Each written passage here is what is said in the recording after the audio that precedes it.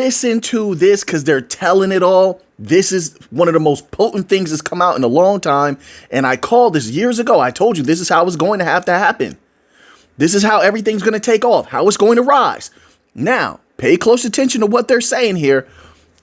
This section is titled Partnerships Drive Success, but that's not the good part. Just wait. It begins here. Looking ahead, partnerships between banks and fintechs. This is coming from Citi. Banks and fintechs will likely play a role in the industry's evolution. Ardenstall said, Citi itself has adopted a co-creation model. Co-creation. They're not in a dominant position anymore. Remember, when Citi is speaking, if you look at all the other different bank documents and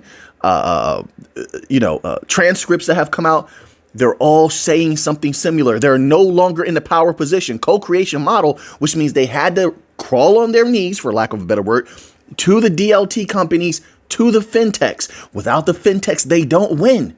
They don't survive. BIS told everybody, without the fintechs, the banks don't survive. They don't make it. Anybody who doesn't congeal with the new financial system will be left behind. That's what the BIS said. We're seeing it happen before our eyes in real time. Now, what does that mean for the price of anything, any company's native token that gets involved in this, any of these Bankcoin companies? What does that mean for that price? If the banks in the future, the way it's looking now, not financial advice, have to use fintechs, have to use DLT and AI together, what does it mean for that price? Wait, let's go further. That wasn't all. This is exciting news. But wait, let's keep going. Citi itself has adopted a co-creation model, working closely with fintechs and other partners to develop tailored solutions. I told you, customized solutions is where it's all going to begin. All, right? They can't build it themselves. That hasn't worked. They tried, and you saw them fail years ago. All of these different banks and financial institutions tried to build their own systems and local digital currencies, etc., and they failed. So now they know that's not going to work. And also they don't have global reach. Also, they're not respected across the globe. Too much geopolitical tension. So now what do you have to do if you want to have global reach, keep costs low? You have to work with the fintechs who can give it to you, who can deploy right now. It doesn't take years of development. They're sitting on tons of data because they've experimented and collected the information from those experiments and improved upon them and continue to innovate. They need the fintechs. They need the DLT companies. They need a Ripple. They need a Chainlink. They need a Solana, etc. Let's keep going. There's more. Let's keep going. The focus on co-creating products ensures that solutions are not only market ready, but also closely aligned with client needs. Quote, "We found significant success in that space," unquote, he said. Quote, "Not only do we tend to find," listen to this part. Did you make it this far? This part right here was what you're here for. The potent part, share it around. It says here, quote, "Not only do we tend to find the deals are a little bit stickier, the deals, but they are also a little bit bigger in size and scale really well." The deals are getting bigger. I'm reading exactly what he's saying. You tell me if I'm misinterpreting this. I'm going to read it again. Not only do we tend to find the deals are a little bit stickier, so they're not going anywhere. Stickier means what? They have to do this now. It's sticking. They have to do it now. There's no other way. So it's stuck. It sticks. But they're also a little bit large. The deals are a little bit larger, so they're bigger than what people are anticipating. What does that mean? There's so many different ways you can interpret that. But there's not a single one that I can think of right now that's negative. It's positive. Bigger? So you mean more utility? Which more utility is going to mean more value flowing through it? More permanency? More insurance of permanency? That whatever is going to be happening, since it's bigger and there's more flow, etc., is going to be happening on a permanent to semi-permanent basis? meaning the foreseeable future. What does it do to that price? Right from the horse's mouth. So let's keep going. So, and then look at this. So they're not going into the specifics of who they have a deal with, what deals they're talking about. Notice they're leaving names out. Pay close attention to that, right? But then it says here, and scale really well. They scale really well. So no names, right? No specificity. But they're talking about it in the past tense. Not only do we tend to find the deals are a little bit stickier. So these are things that are already set in place, which means what? They're not dropping names. There's an NDA involved.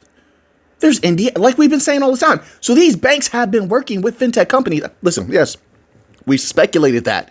They're confirming it. They're confirming it. If that was not the case and there were not NDAs, they didn't already have deals locked in place, they couldn't talk about it in past tense like this. And clearly there's been experimentation. Clearly. Now, once again, superimpose this upon a myriad of banks who are all raving about DLT and AI, especially as their their e-money systems are failing. PayPal, Cash App, all these glitches. They're giving away money, then they're taking money back, then they're sending people to jail because the people took the money. When they sent the money, Zelle is in court. Their e-money systems are in trouble.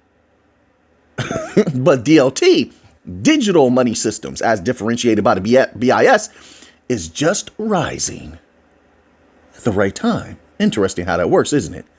You see the setup also there?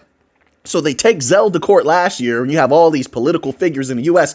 coming out speaking against Zelle, only for in 2025, DLT to be fully unleashed. For every effect, there is a cause, and for every cause, there is a B cause. You think there's no reason behind that? I beg to differ. The time is coming. Most people don't see this. They don't. Right now, most people are caught up in the world when you're special. You're in a special group. You have knowledge most others don't have. They're caught up in the whirlwind of life. They're caught up in the whirlwind of what Bitcoin is doing right now, the whirlwind of emotions. You're not. You're seeing things like this and saying, oh, this is something serious. Wait, there's more. This is a potent article. I'm telling you, we live in amazing times. In my humble opinion, you could disagree, as fintechs continue to adapt to a rapidly changing market. They're rapidly adapting. If the market is changing rapidly and fintechs are adapting, then they're adapting rapidly. Hence, while we're seeing all of this massive amounts of expansion in such a little bit of time, their success will hinge on the ability to deliver cost. I told you, and that's another thing. They can't beat us when it comes to cost. They can't keep those prices low. And that's why I brought up those advanced mechanisms that Ripple said they were going to be implementing into their Ripple products.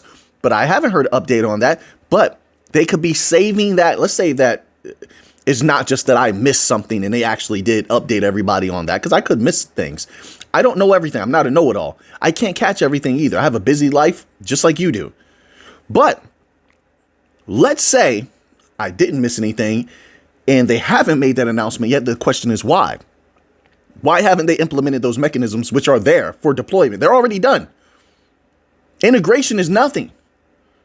They've been on XRPL for a long time. Sure, maybe some of them have advanced, but what would be the reason that they didn't make that announcement yet? They're saving it as a secret negotiating weapon. Because here's the thing. You see, while the XRPL is cheap, one of the cheapest, and you see, like they said, you have to have the ability to deliver cost. That cost has to be low. Transaction fees have to be low. Those mechanisms they're talking about, some of them, even though the XRPL is already cheap, it makes it even cheaper. Do you know how delicious that is to a business of any kind to come to them with a deal, with a product and say, listen, do you like this? This is good. Try it out. Here, play with it. Try it out. You play with it. You try it out. You love it. And then they say, you like that? And you're like, yeah, this is great. This is better than I thought, which is what a lot of companies did. If you've been following what Ripple has done and all their experimentation with these different banks and companies over the years, right? You've heard Bank of America rave about them. That's one example. only for you as the provider of the technology to come in later and say, oh, you like that? Well, look at this. We have something even better. And your mind is blown. What? You have something that's even cheaper? Not only that, read this little part here. Right? This is what you're saying. And then they read that little part at the bottom. It's faster? It's cheaper? They will go for it. Once again, I think they're saving it as a secret weapon. There's a couple of different mechanisms. There's like a hit of steroids to Ripple systems. I'm telling you, listen, if they're not foolish, that's what they're doing. I'm telling you. I'm pretty good when it comes to foresight.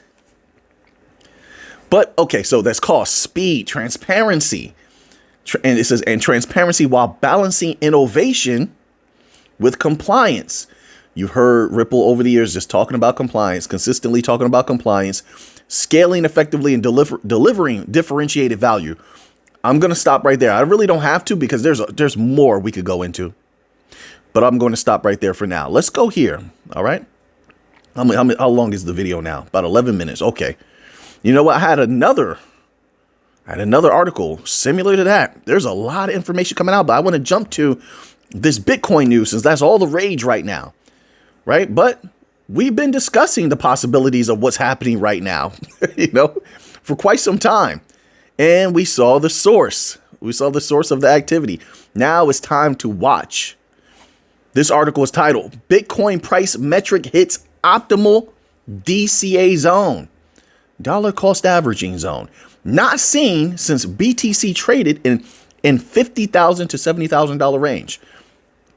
This here, when I look at this, that whole DCA dollar cost average thing is, I don't see that as applying to regular people right now, retail people. I don't. You know why I say that? And I'll show you where I'm going with this. Because the regular people, the majority, they don't have too much money to play with. According to the data, if the data is accurate, they don't have money to play around with or really take a chance with, There's so few. So even if they did dollar cost average, I don't think it's going to move Bitcoin or any altcoins like that. This whole DCA has been dominated and taken over by businesses, large asset managers. They are the ones drooling at the mouth. They're the ones who want to buy at these lows, who are looking and saying, when do we jump back in? When do we jump back in? When do we pump it and ride that wave up through all their proxy buying, through all their proxy groups where they pretend to be regular people, behind some group where the people don't even have pictures. You don't even know who they are, but they're all going to pump it together. Listen, they play these games. They play these games. Okay. They're the ones who are looking at this and looking to buy. When I see DCA, I just see any type of buying at these lower ranges. Any type of buying at these lower ranges. That's who's going to move that price. That's who's going to jump in when the time is right, no matter how long it takes. I see a lot of people talk, speculating now. How long will how far down will Bitcoin go? Let's see. What was the price of Bitcoin today? Let me try not to lose my spot. Let us go to CoinMarketCap. Every time I click on more CoinMarketCap, it's on Solana every time, but let's skip Solana today. Solana is green at 146, it looks like. So now Bitcoin is right now at the time of this video, which by the time this gets released, the price will probably be dramatically different. It'll be a few hours before I release these videos at times. So it says Bitcoin is green at $84,199.62. On the hour is up 0.51%. On the 24 hours, it's on the 24 hours. Why do I say it like that? Is green and it's up 0.47%. But on the 7-day, it's still down. Is red 11.50% in the red. All right. So that's what we're working with right now. So a lot of people are speculating, is it going to go down more? That's going to be something interesting to watch. But like I said, when it comes to that aspect, start going to those professional companies that put out the information like I think it's Sentiment and a few others, and watch who is doing the buying. Then you'll know if this is going to be consistent or not. See, with retail, are there patterns sometimes? Yes. A lot of times retail can be quite random. We've all seen that. And retail can be quite random because of, these unknown variables that come out of nowhere and shake them up. Retail can be shaken. Retail can be manipulated and moved. So that's where you get a lot of these random movements from. But companies, on the other hand, there's always a catalyst. Companies, on the other hand, tend to build patterns as part of their strategy. If you can find the pattern, once you see them being consistent, you know that pattern is going to go on for quite some time until there's another catalyst, a serious catalyst, serious enough where most people with a little bit of searching can find the catalyst. But unless there is a catalyst to break the continuity of what these companies want to do, that continuity is going to remain. That pattern is going to continue. That makes sense? So let's go back here now. See if hopefully I didn't lose my spot. Back to this article. So this article it continues. Bitcoin's price dropped to a new yearly low of 78,258. So there was some buying. There was some buying because it popped up from 78,258 to 84,237. Now the question is, who was doing that buying right there? I know it's small. I know it's not much, but still that does show resilience. Although we don't know how long this is going to last because there could be more selling for sure. But who did that buying? I would take note of that. The next time, who did that buying when it goes up again? I would take note of that. I would start taking notes and following who's doing it. If it's companies, large asset managers, that definitely is a good sign. I'm telling you. Not that Bitcoin has anything to worry about, in my humble opinion, over the next year, maybe even beyond this year. I think that the bull run, the golden age, has yet to come. We've only seen little trickles of it. It says Bitcoin 60-day RCV hints at low risk accumulation. Really? Crazy Block, a Bitcoin trader and verified analyst on CryptoQuant, said that Bitcoin 60-day RCV reached its lowest level of minus 1.9 in the chart, signaling an, quote, optimal DCA opportunity, unquote, for the first time since July 2024. Listen, will businesses take advantage of this? Yes. Do they operate with the same psychology as retail traders? No. Any type of drop in price, what we've seen so far, any type of drop in price, they've been buying. Now, strategically, we saw them begin to sell all at the same time. There's a reason for that. That's not random, not whatsoever. So we can also assume that the pendulum having, the law of swinging equally to the left as it does to the right, there is a great possibility of chance based on that natural law that the same way they all sold it at the same time, there's a great possibility that at some point in the near future, they all start to buy at the same time, which would equate to a dramatic rise in price. That's pretty logical, right? So we're going to leave that one there. All right. Let's, I believe I had a little bit of Cardano news. Let me scroll through. I have so many articles open here today, everyone. I hope you're all doing fantastic out there. All right. I hope you're being safe out there as well. I don't see it. I thought I had a Cardano. I'm pretty sure I did. Oh, I have a Solana article. I think I skipped over the Cardano article for the Solana article. So we're going to go here. So if this website loads, it just did. This article is titled CME Group to launch Solana futures on March the 17th. So it continues on here. It says CME Group, the world's leading derivatives marketplace, today announced plans to launch Solana futures on March 17th, pending regulatory review. Market participants will have the choice to trade both a micro-size contract, 25 Sol, really, and a larger size contract, 500 Sol. That's interesting. I thought that micro-size contract would be a little larger. Interesting.